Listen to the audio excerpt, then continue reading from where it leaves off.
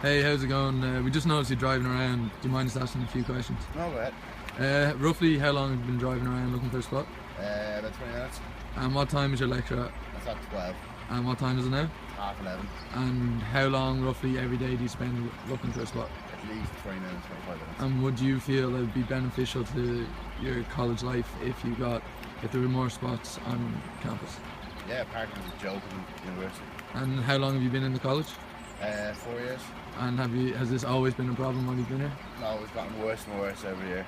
Alright, thank you very much for your time. Best of luck Alright. with finding a spot. What's your view or experiences of parking in Maynooth? Well, it's pretty bad. I drive like an hour and a half every day from Louth, and then I spend another hour looking for parking, and then when I can't find it, I just go home. What do you think of parking in Maynooth? Parking in Maynooth is an absolute disgrace. Like, I mean, we're paying €40 for a parking permit and there's nowhere to park. You end up parking on the side of the road outside and getting clamped, which is another €80. I'd happily pay more for a parking permit if I thought I was actually going to get a space. Parking on campus in Maynooth is ridiculous. You could be driving around for half an hour before your lecture, end up late in your lecture and parking at the side of the road and getting clamped. It's horrendous. So, as you can see from that clip, the students at Maynooth University really are having difficulties with the parking problem. I'm joined here today by Amy Carroll, a student from Maynooth University, who will help us understand the past efforts put in place by the organisation to implement change to tackle this problem. Amy, you're very welcome here today. A source has told us that there are approximately 12,000 students and only 1,500 spaces. That is a huge difference for such a renowned commuter college. It's obvious that students are frustrated and angry about this situation. How has Maynooth University tried to change this in the past? Well, I mean, as you said, the ratio is quite large. 1,500 spaces for 11,000 students. It's a significant difference. There's obviously more driving than the 1,500. So there are more spaces needed in demand, especially with the increase in the size of the university. At the moment, they're building new buildings. They're doing more marketing campaigns. You might have seen their ads on television recently and across social media. They are trying to push more people to this college, but if they haven't addressed that parking issue, how are those students going to get here? In terms of how they've dealt with it, they have tried in the past.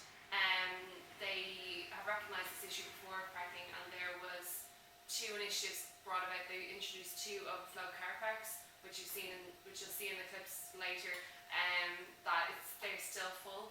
And as well, they've also introduced a carpooling initiative. But I mean, this carpooling initiative they brought into place had under 50 spaces for carpooling. So again, that ratio is minuscule. If they're trying to promote carpooling, that is just an absolutely minuscule ratio. And why, in your opinion, do you feel this strategy has not worked in the past? Well, I mean, if you look at the likes of Kurt Loon's 3-step change model, they'd unfroze the situation by looking at, by identifying that this problem was here, that they did need to improve on the parking. They then changed by introducing this carpooling initiative and again the overflow car park. However, their issue lied where after they had brought this in, they said, yes, that's fine, we're going to then put this into the system, this is what we're going to do. They failed to properly implement it. A carpooling initiative, if you were going to do it on a large scale and efficiently, you would have a couple of hundred spaces for it and you'd have a big push across the university for it. However, they didn't do that, and as well with the overflow car park, it wasn't sufficient. If the overflow car park is full and that's a backup plan, then that you're not really addressing it properly. So they failed to recognise the problem in the beginning properly, or the scale of the problem in the beginning, and they also failed to implement the change that they did attempt to bring into place. Okay, and like many organisations, Maynooth University is a hierarchical structure. How does this affect the implementation of change? Yeah, I mean, it's quite common in universities to be on somewhat of a hierarchical structure, although the student union would be the representative for the students. Most decisions would tend to be made from top down. With a problem like this, it's more so a bottom-up problem, and the problem mainly lies with the students, the people who have paid to come to this university, and it's their issue. It doesn't necessarily affect those at the higher level, so communication is key, that they need to communicate up. I don't think you fully realise the scale of this issue. So communication is key in this resolvement. It needs to be bottom up, so perhaps the students may go to the SU, who may go to the faculty in charge of parking, who may go up to the president, but it needs to be a sense of urgency throughout. Like, it needs to be emphasised, and it wouldn't happen unless this communication is flowed throughout. And like I said, it's a bottom up, so it may not be minority for those up at the top level making those decisions. It needs to be emphasised that this is impacting your university. It's impacting how many people they're going to get here in the future if they can't facilitate them with parking spaces, if they can't facilitate the access. It's a commuter town. It's for those coming from the outskirts that everyone has to commute to here, whether it's by bus or by car or through train. It's still car parking is a large ratio of that. And on that note, Amy, do you feel that the problem is affecting the reputation of Maynooth University? And will it become a major issue for students when they're choosing their colleges? I mean, if you look at it from the current students, it's a very stressful part of their day. I know that sounds like such a minor issue, but I mean, if you come into college an hour before and leave, say you're normally a 20-minute journey to Maynooth, you'd have to leave at least an hour early to wait in a car park for 30 minutes for someone to go from the previous lecture to then you to take their space. You're wasting a load of petrol. It's very irritating, it's very frustrating. You don't know how long you're going to wait. Sometimes you might get one straight away, then you're stuck. However, that's incredibly rare. So from the current students' point of view, it's a big annoyance to them. And then the bigger issue then is for new students coming in. Like I said, they're building these new buildings. They're emphasising more marketing. They have more ad campaigns.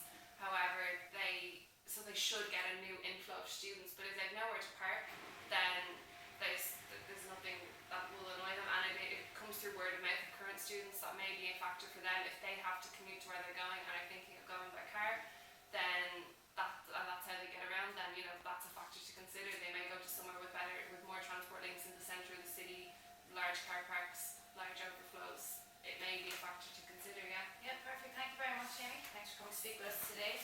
As you can see, the parking problem in Maynooth is a huge issue, and we'll go to our experts now who will give us an insight into how they can change that. Thanks, Kevin. Myself and Becky here are just going to go undercover and see what it's really like to get a space in Maynooth University. This is our first test run of going through car parks in Maynooth. This is the first car park as you enter into the college, so I'm just going to take you along and see how we get on.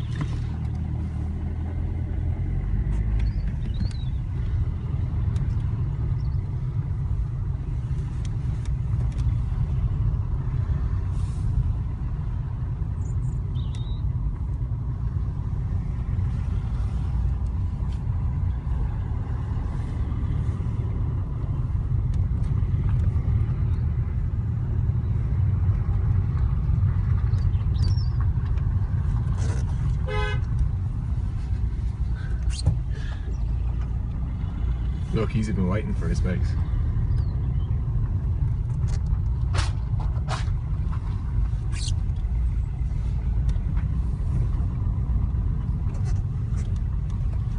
Right, so car park number 1 was unsuccessful, so we're going to keep going and hopefully we'll find the space somewhere else.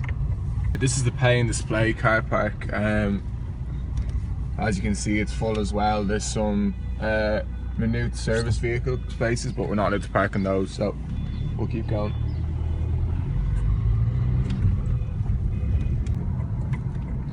We're just coming into car park number 2 here now, over beside the Phoenix building and AstroTurf pitches.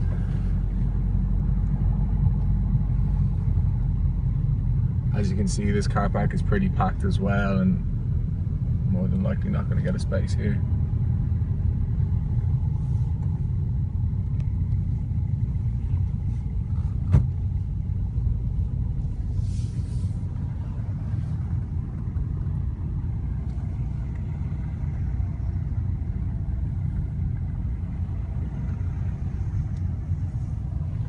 As you can see, a lot of cars are actually forced to park illegally in this car park in order to get a space. We're now entering into the car park over on the far side of campus. This one is also usually full all the time, so hopefully we get a space.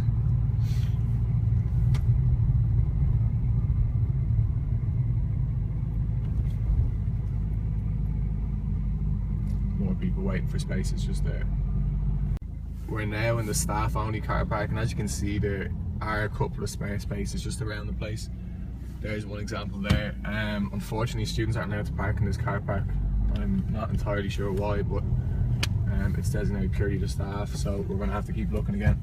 We were unsuccessful getting a spot on the north campus, so we're going to try the south campus now.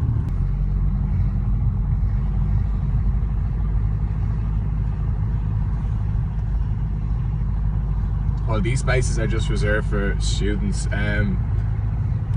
All the spaces over here just to my right are all designated purely for staff, so students aren't allowed to park there either.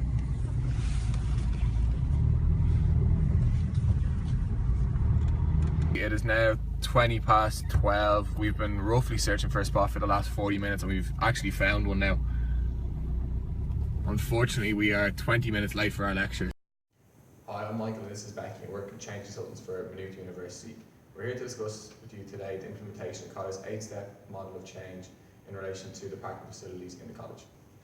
The first step of the model is to establish a sense of urgency. I know from personal experience what a big issue this is in the university.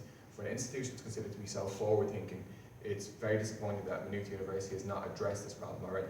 Like myself, there are many students who feel the same way, and I'm sure that this is a problem we could all tackle together. Step 2 of the change model is to create a guiding coalition. As I mentioned before, I'm sure I'm not the only student who feels this way about the parking facilities in Maynooth University. Through the years, Maynooth University has continued to grow, and with that you would imagine its facilities would do the same. Sadly, this has not been the case.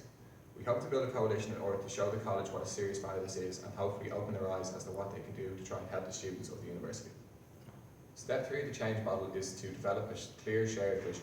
Not only will this initiative help facilitate college-like benefit students, it also stands to better the corporate social responsibility of the university as a whole. Better carpooling initiatives could be introduced which would help open more spaces for students, as well as reducing carbon footprint and helping the environment, creating a greater overall positive image of the organisation.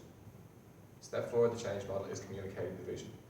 We tried to get in touch with traffic management, but they refused to give us an actual figure on how many permits were sold this year. As students and change consultants, we came up with a couple of ideas that would help us communicate our vision to the university as an organisation. Such things as posters, petitions, interviews with students, and being able to speak to those in the university in charge of infrastructure would definitely help our cause. And now over to Becky, who will walk us through the last 4 steps of College's 8-step change model.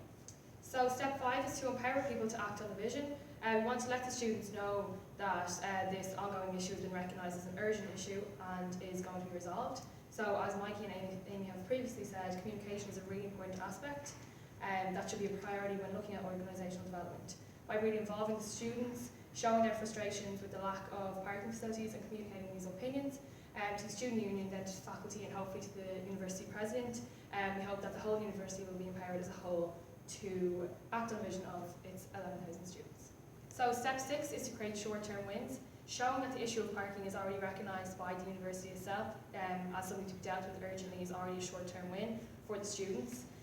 But we think that some other issues can be dealt with to help with creating short-term wins urgently. So for example, take one of the bigger staff car parks and possibly make it a multi-permit car park instead of just for the staff. As we've shown in the videos, there was a few empty spaces that were just for staff and students could park there, stopping them going to their lectures. Another thing we came up with was to aim for a 10% increase in carpooling for over a 2-month period. This could possibly save the vacant spaces again for carpooling that aren't being used. Not only will this benefit the students, but it will also help to reduce the university's carbon footprint. So step 7 is to build on the gains. Once over a longer period of time the new parking facilities are implemented, the organisation will be able to be proactive in the future. The college will continue to grow in size and should be able to anticipate a need for change with parking and execute this change efficiently and effectively, taking all factors into account. So on to the last step of College's 8-step change model, institutionalise the change. With feedback from the main customer, in this case the students, the college should have parking up there on the list of priorities for many reasons. As previously mentioned in our research, the lack of parking is not only a frustration for the students, but it's also stopping them from attending lectures. So a pattern of continuous growth after the initial implementation will be crucial for this organisational change management process. Thank you. Back to you in the studio, Sinead.